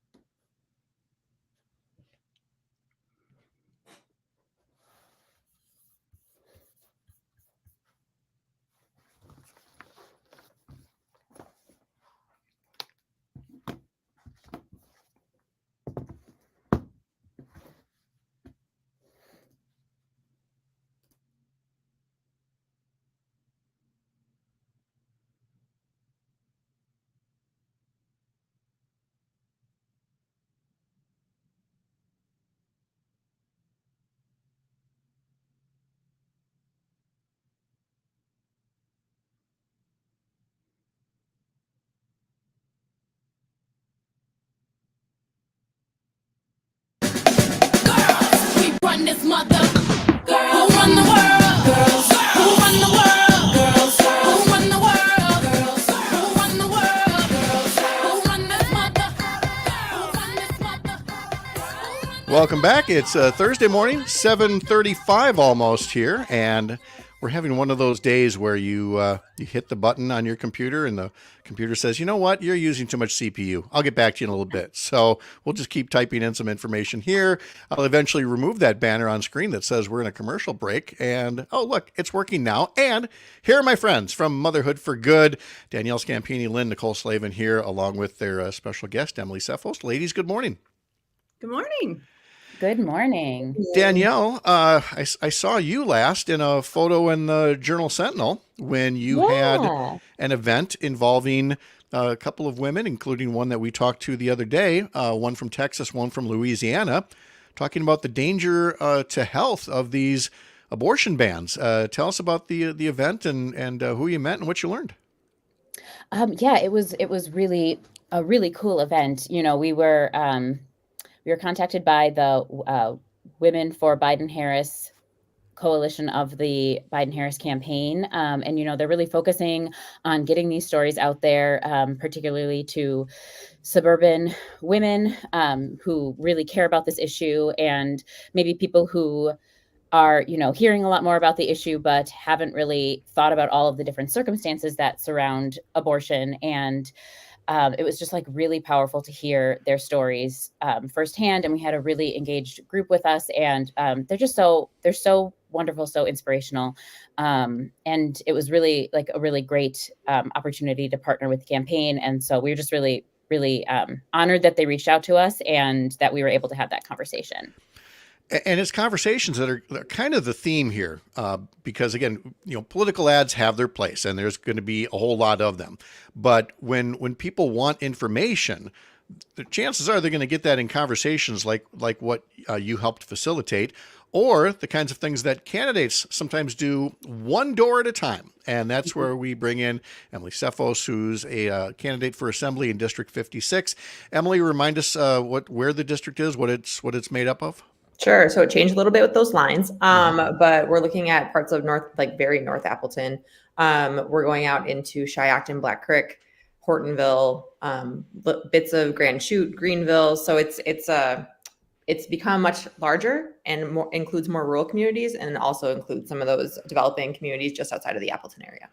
And has the additional challenge of knowing when to say crick and when to say creek, depending on the place. I remember one time in Reedsville in Manitowoc County, where my wife went to school, and I pointed out, Mud Creek, and she's like, no, Mud Creek, get it right. So, so Emily, we know that candidates, knock on doors and have these conversations, and we'll get to the importance of that. But you're also using another mode of communication, and that would be the videos through social media, whether it's on TikTok or on Instagram. They're called Reels, and sometimes they're stories on Facebook. And you were already getting compliments from Nicole and Danielle about this. So tell us about why you made the choice to carve that time out, and what you're saying in these videos that you're hoping people in your district will see. Yeah. I mean, first, I just want to shout out Motherhood for Good. You all are incredible. I'm so honored to be in this space with you. Amen. Thank you so much. Doing so much good work. But I think the importance of those is to make everything more accessible to people, because politics is this big ambiguous idea, and we just say it doesn't work. But I think that there's a lot of learning that we all need to do. So one of my goals is, as I'm going along here, to update people. Yesterday I talked about the fact that we're gathering signatures. What does that mean? What is the process? Because I think that we don't understand how connected politics is to everyday life. And so that's the goal of those. And I'm really trying to make it that it's something that is relevant to the people living in this district, but also applicable just to the general population. And it's fun as well. Well, I think it's great. And Emily, just to follow up on that, I know for me, I learned I was always curious too, of how many signatures do you need, and how does that work? And I think you did a really good job of kind of explaining that, hey, depending on what you're running for, the amount of signatures you need, it changes. But back to Pat's original thought, you've been doing this for a while. This isn't new for you. You're very good and flexible on, creating the videos and whatnot. I'm curious, do you get a lot of questions back from people that way, or how is that shaping how you're approaching your campaign? Yeah, I think that's a great question. I have the reason that I did that video yesterday is because I've gotten questions I just voted in the April election and you weren't on my ballot. So when am I going to be on the ballot? Important to know. But how do we get there? And so we are I'm trying to be responsive. I had a meeting, for example, with Grand Chute's Fire Department yesterday. So I really want to do one about how are we funding fire departments? What are the issues they're facing? And then connecting that to what is being done that is beneficial in Madison, and what are the gaps? How can we fill them in? Yeah, that's really helpful. And, I think that it's so important to answer those questions, because even people like us who are more engaged can get lost in the minutia of that. And, it also does make that connection of, hey, you might not think anything is getting done in, local politics or whatever, but this is what actually affects your life. And here's how it can actually, affect you, affect your families, all of that. So what would you say, just on that? Yeah. That topic, when you're engaging with voters, whether it be through, online or at doors or whatever it is, what are you considering kind of your kitchen table issues, your, kind of things that you care the most about that you're going to be advocating for? Right. That's a good question. I think I'm trying to be a very responsive, community-centered campaign. So some of the things that I'm hearing from people are our public schools. We had 2 in the district that went to referendum this last April election. And thankfully they passed, but it's like operational budget things. Also, like, what does it mean I think the district is unique in that we have Greenville, Grand Chute that are growing at a rapid rate because of their proximity to Appleton, but we have a lot of smaller communities that are feeling like left behind. So shared revenue, like, what does that look like? How does it actually impact? And those strings that are attached that I'm finding out more and more actually kind of hamper the efforts of our larger towns. Like, how do we develop in a way that benefits everybody? So that's something that that I was talking to a community leader in Greenville about. Reproductive, I am a mom. I am a biological adoptive mom, survivor of sexual violence. I'm not afraid to be out there with that. And I think our freedoms are something that as well that we all hold dear to our hearts as Americans. And it's something that I want to protect. And that does include reproductive freedom. So yeah, that's kind of what I'm not afraid to say the things. These things are important and they matter to people. Well, if we learn nothing after the Dobbs decision, it's that, everything has to be on the table. People knew so very little about the full extent of abortion care. They thought it was just this one thing by and large. And that kind of education is important. On the topic of the school referendums that you just had, and there will be many more. I wonder how you approach this as a candidate who has to take probably you have to say what I'm about to say in a nicer way than what I'm going to say, is if you have school referendum fatigue, don't take it out on your school district on the referendum vote.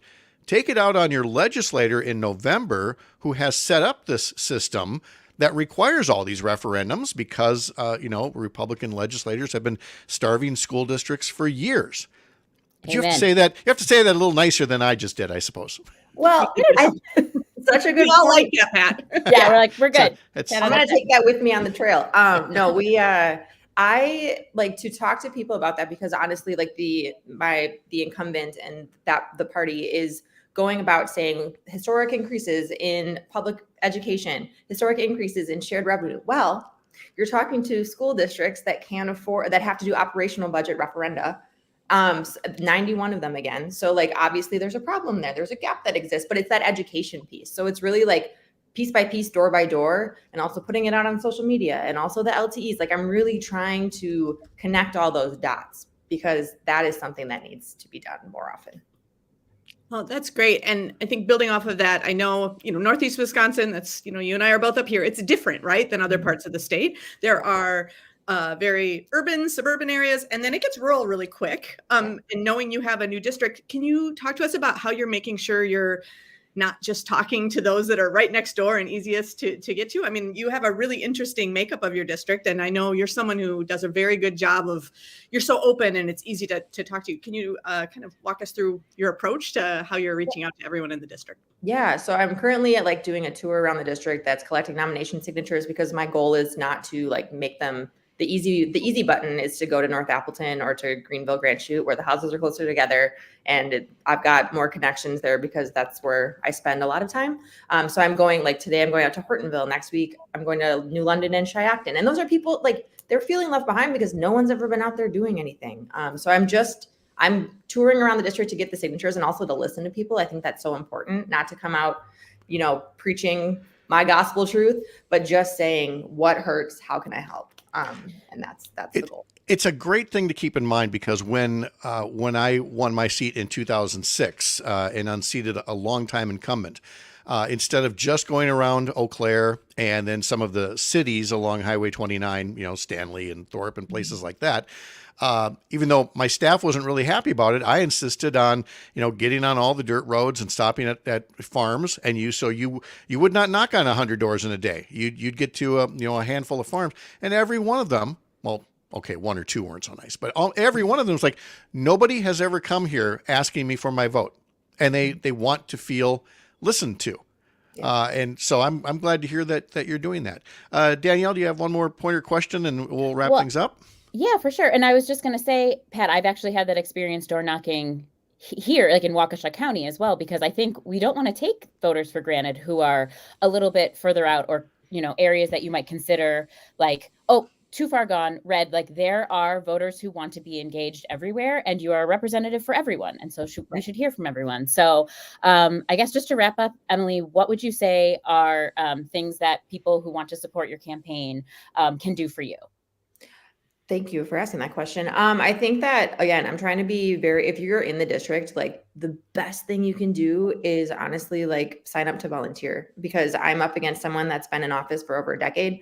So it's getting my name out there. It's people vouching for me that live in the community. Like have that conversation with me. Let me earn your vote. Let me tell you where I'm at on issues that matter to you.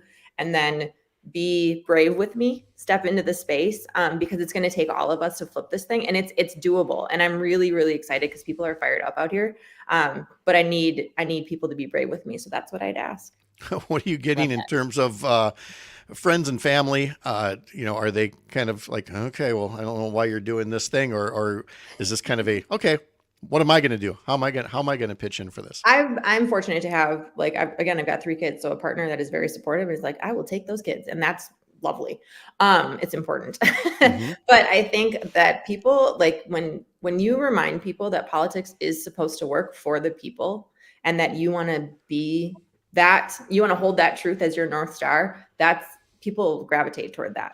And I'm not doing the politics as usual kind of approach to this campaign. I'm really trying to make it responsive and people-centered. So I'm really excited. We have said many a time here that part of the whole philosophy behind Up North News was to deliver news and information with a supper club vibe. That basically, if somebody would stop me in a supper club and say, Pat, what's the deal with this? And they may not agree with everything I say, but they know I'm not going to lie. I'm going to tell them what I think, and then let them kind of decide that on their own. And we're trying to do that on the radio here as well. And I really think that that's the same kind of vibe you bring in to talking with people. Is again, it's no different than if they bumped into you at the grocery store and said, Emily, what do you mean? I thought the schools just got a record amount of funding, and then you can explain it without all the division. Now, having said that, I was going to ask where your favorite supper club is, but I don't want you picking favorites here. But you know, do you have some good choices there where you get to talk to people? We do. Yeah. I'm doing some supper clubs and some taverns and stuff like just really showing up where the people are. So Romy's is a good one out of town a little bit. And then there's a couple more in Triacton that I haven't gotten to quite yet. Because this district is pretty new, but I'll be around. I'll report back. The day I knew campaign stops for you, Emily. Oh yeah. Right. See, not too bad. I'll take it. Look at these.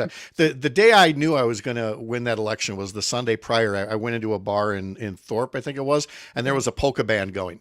And I just jumped right in and started, doing polkas with a lot of the folks that were there. And that's good. So put on your dancing shoes as well as your walking shoes, because you never know what comes up next on the campaign I'm trail. ready. Yeah. Thank you guys so much. I appreciate being here. Thank you, Emily Tseffos. Good to see you. Danielle, Nicole. So great to see you guys again. We'll talk to you next week. Wonderful. Thank you. Thanks, all right, everybody. Emily. We're going to continue that supper club vibe coming up next with one Luke Mathers as we recap Top Chef Wisconsin. Next, you're up north. Then get back to business. You better not play me. Oh, come here, baby. And there we go. All right. You guys are rock stars. Thank you so much. That was Thank great. you. Thank you. Yeah. We'll see you soon. Okay. Yeah, because you got next week's all good to go already here. Yeah. You got the next couple weeks here. We do. You expect more coming today, too. I'm sending some more updates. So. Oh, my God. You are awesome. All right. Talk to you later. Bye-bye. Bye. Mr. Mathers. How we doing, Pat? We're good. It's No, I'm fine. Thank you very much. I was literally I was about to ask how you doing, Craig. Jeez, I was giving Pat some time to elaborate, but no. All right. Cool beans. Cool beans. It's pronounced Kreitlow.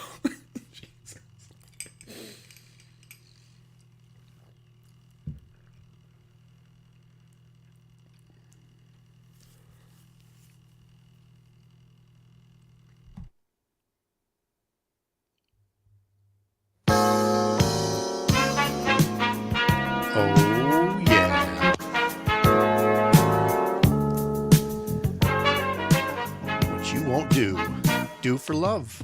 This one is top the charts for me when it comes to these kinds of songs.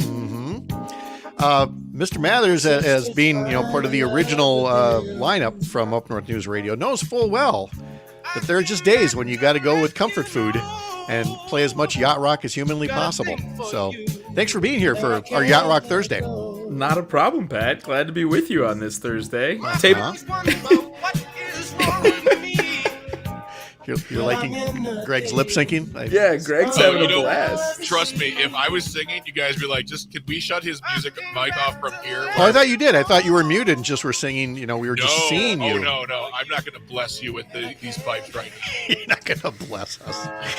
All right. Mr. Mathers, we're here to discuss Top Chef from last night and the quick Table for three? Yes. Yeah, table three for of us three. at the supper club where we're served up by the chef testants. Oh, there goes Greg. All right, he's out. He's gone. He has left the building. Bye, Greg. Okay, I'm just going to put this. Okay, every time you say that, Pat, and I know you're doing this, you say it with just you turn the stank up to like 2. You always say he's Chef Testants. He's not trying. Yeah, he's not trying to subtly add. No. I'm saying he's not trying subtly to add it in. He's very doing it intentionally. Yes. You're saying it wasn't passive aggressive? No, it was just aggressive. It's just aggressive. Just aggressive. Oh, It's like it's like a thin layer. It's like when you walk through the misty rain. You're like, I don't think I'm wet, but I am, and you're like, oh, I think Pat just said Chef Testant. So getting back to the program now, it all started this last night's episode at the Dane County Farmers Market around the Capitol Square last summer when they were filming, and it involved buying the ingredients first and then figuring out what they were going to make. Is that something, Mr. Mathers, as a more regular viewer than I am of the series, was that like a new curve, or does that happen every now and then? It's not an uncommon curve. I feel like there's definitely a lot of opportunities in cooking contest shows like Top Chef where you will have that kind of, oh, well, you thought you were doing one thing, but now you've got to do something else. And I think all of the contestants were doing a really good job taking a variety from the Dane County's Farmers Market on last night's episode of Top Chef, because they knew that there was going to be a twist. Like, they knew it was coming. It was announced to them that you got to shop and then you're going to find out what your challenge was. So I almost wish they hadn't have mentioned that there was a challenge to be aware of. Like, it would have been just great, go spend $100 at the farmer's market and you'll learn more later, kind of thing. And what they learned was that they were going to pair their whatever they bought with a different sauce. There was a longtime chef at the University of Wisconsin, Carson Gully, I believe was his name. Yeah, and as somebody that worked for UW Dining, I know Carson Gully and his recipes very well. You do? Yeah. Wow. Oh, yeah. Wow. The fudge bottom pie that UW-Madison is pretty well famous for, if you've ever been in any of the residence halls or at any of the dining facilities on campus, is a Carson Gully recipe. So Carson's is actually one of the dining halls on campus as well. He has this namesake in Lakeshore, and they re-gutted the whole thing while I was living on campus. So I was across from it, and my morning routine was morning construction at Carson's, waking me up at a wee hour of the morning for a college student. I did not expect my mind to be blown like this, that you actually knew who this was and knew of the reputation. Well, anyway, he had all these sauce recipes, and so everybody got a different sauce recipe, and then whatever you got at the farmer's market, you had to pair it with it. So there was a raisin sauce, a horseradish sauce, a tartar sauce, of course, a Creole sauce, that Charlie made and did extremely well on, and that's foreshadowing, by the way. And they were doing all of this at Etoile, up on the rooftop, overlooking Capitol Square. Mm-hmm. And I really liked at the end when they were all done that there was some of the crowd down below clearly knew what was going on and applauded them. I thought that was a nice little Midwestern touch of friendliness. I know what day this episode was filmed because Kelsey and I almost went to the farmer's market that morning. We went and grabbed brunch somewhere else before meeting up with some friends. And then we saw on social media after the fact that Top Chef had been filming around the square that Saturday morning. And I've been kicking myself since that late August farmer's market that I skipped. I was worried that there may be an outbreak of violence because that farmers market, everybody walks in the same direction and kind of at a leisurely pace. And these guys they were on the clock to get so many. So they're all barging in like, pardon me, excuse me. I thought somebody was going to get checked, or maybe get an elbow or something like that. But it's funny that you recount the challenge that way, Pat, because Kelsey and our friend Jennifer, who we were watching the episode with last night, they were like, wow, this really, really paints the farmer's market as a calm experience. And they're like, that's never what it's like. Everyone for themselves. It kind of is, yeah. I am one of those guys that will yell wrong way when people are going the wrong way. So you're that guy?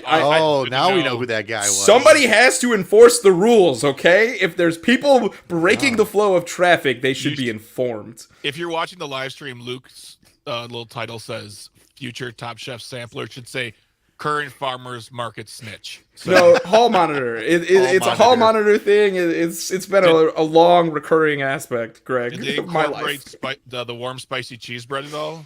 There was a bag of it featured on the farmer's market, but nobody used it, I believe, in the cook. Which is good. Then more for me and for the rest of us then. So then it was off to the Harvey House Supper Club, which I have to admit I have not been to yet, but now it's on my list. And they had to. This was the new challenge now, so they were given $1,000 to go to Whole Foods and get all the ingredients for a dinner, a supper club type dinner. So there had to be a relish tray, a beef dish, a chicken dish, a fish dish, and a dessert for, 40 people? 40 people, and the judges. And the judges for $1,000. And that $1,000 at Whole Foods disappeared real quick. Oh, did it ever. And it led to a little bit of conflict and things like that. But then we get to the part where they made all kinds of dishes with a supper club flair, but you're never going to see them on a menu up north. There's a chicken katsu with Szechuan mala spice with a chicken liver mousse, apple miso mustard sauce with a red cabbage relish. No, but it's fine dining with a supper club twist is what you get. It really was. And when all was said and done, Dan from Milwaukee was the winner with his relish dish, and Charlie, who'd won the sauce competition, actually was the one eliminated for his dish. And so on they go to whatever's next. I don't think I saw a teaser for this next week. I don't think I did either. So we'll all have to find out together here. So anyway, there's your little recap from one Luke Mathers. Thank you so much, sir. Absolutely, Pat. Always a pleasure. And Greg, glad to be with you too. I will destroy you. Up North News is the Wisconsin digital outlet for Courier, a pro-democracy news network, building a more informed, engaged, and representative America. So there. Enjoy your day. We'll see you tomorrow. Oh, you kids.